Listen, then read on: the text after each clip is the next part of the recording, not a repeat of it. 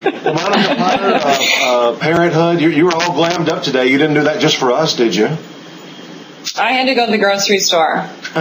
No, I'm at a photo shoot. I'm doing a photo shoot right now for Ladies Home Journal, so I have a lot of hair and makeup going on right now. Nice. Not normally like this.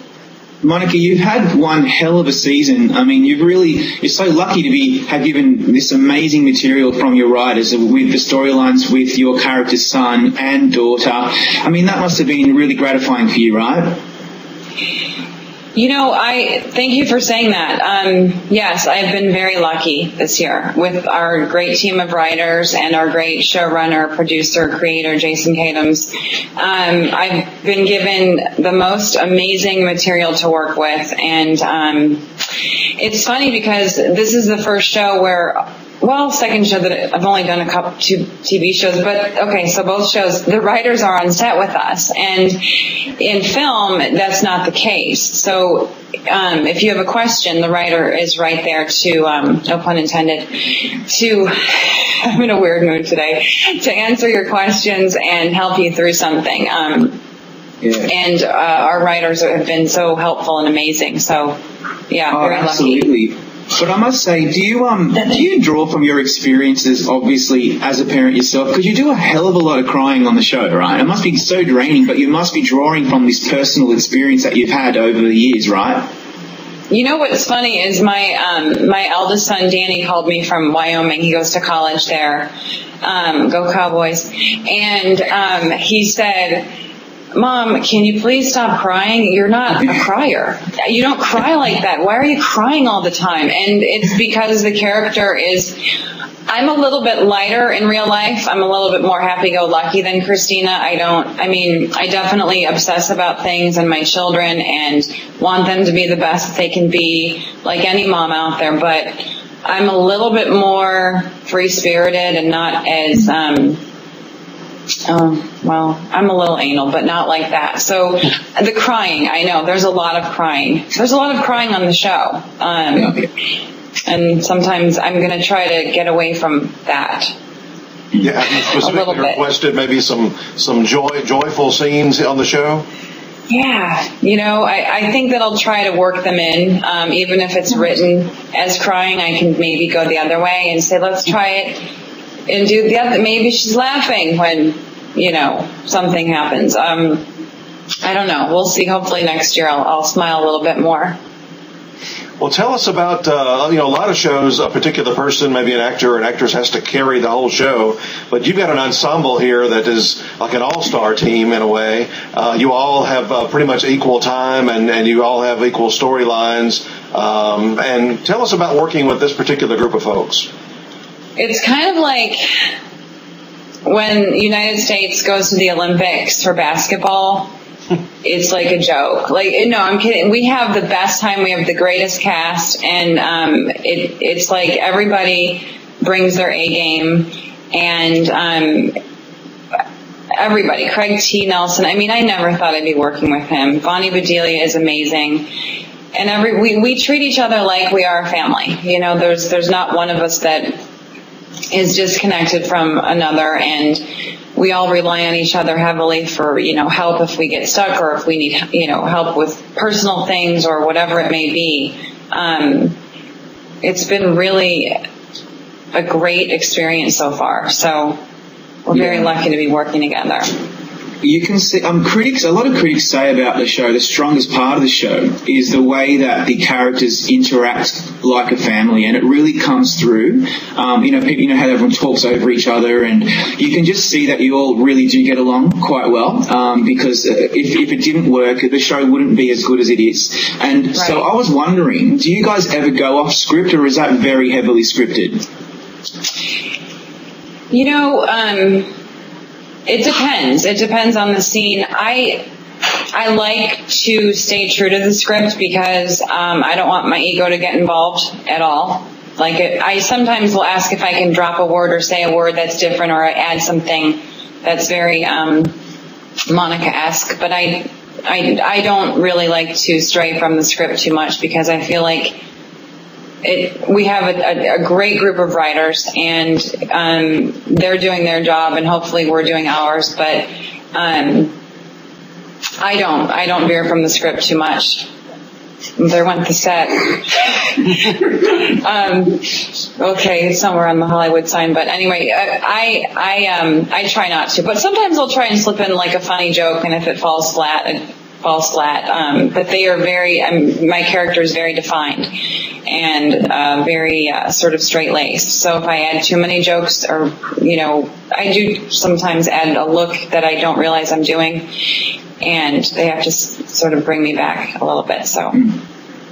Well, working with child actors can often be anywhere from a 1 to a 10, I guess, on a range. But you've got two great actors that are playing your children, especially Miles, because I think that's a very, very hard part to play for a child actor his age. Tell me about as a mom and as an actress watching them grow and develop on the show. Did you mean Max? Max is the character. The Max. I'm sorry, Max. Yeah, that's okay. No, there is a Miles. We have Miles who plays Sarah's son on the show. Right. It's it's all very but Max, his real name is Max Burkholder as well. Right, yeah. Yeah, okay. And he's the best kid ever. He comes over to my house in real life. Sometimes I drive him home from work.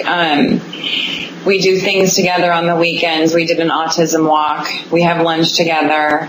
Not when we're working. He's such a special kid, and he's not like a Hollywood actor brat.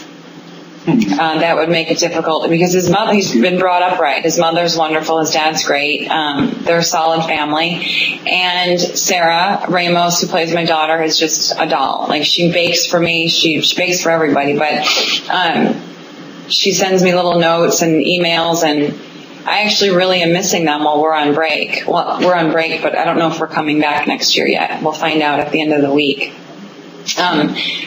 But I'm really lucky because I have great kids at home and I have great kids at work. So, pretty cool. That's pretty good. I mean, you've hit the jackpot, I think, maybe. Yeah. Well, I mean, it doesn't mean I don't want to, sometimes, put them in their place or give them a little tiny spank, but wash their mouth out with soap. Absolutely. But they're good kids. They're all good kids.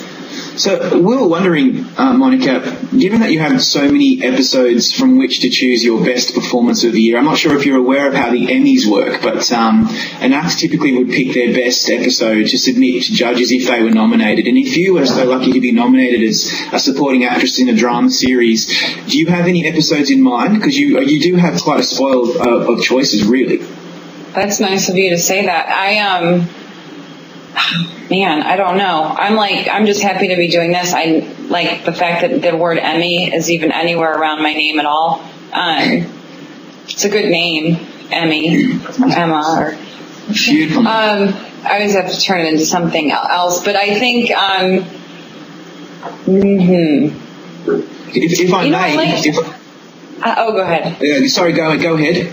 No, I don't know what I was going to say. I don't know. Well, I was just going to say, just off the top of my head, because I watch the show, so it's not like as if I'm just coming from this as a third party. But the episode called the Booth Job with the support group is incredible. That's an incredible episode for you. You have all the range that an actor would normally be looking for judges to view, and it's really amazing. As a parent myself and my wife, it was just the most emotional thing to watch you do that.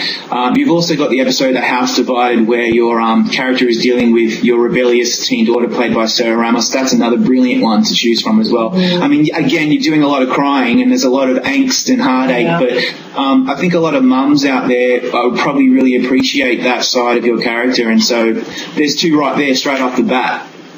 Well, thanks. You should be my publicist and my agent. Sorry, Tamara, but this guy's good. The booth job. At first I thought you said the boob job. I'm like, maybe I need to get one. No, that's the other show. We don't need to bring that up. Right, that's my reality show, the boob job. It's on Bravo. Yeah. Right. Right. After a few kids, you need one. But so I don't know. Yeah, that's a good idea. Maybe that one, the booth job. I forgot about that one. That was earlier in the season. Yeah. What do you remember keep it in mind. on that one specifically? What do you remember about that script and that episode shooting it?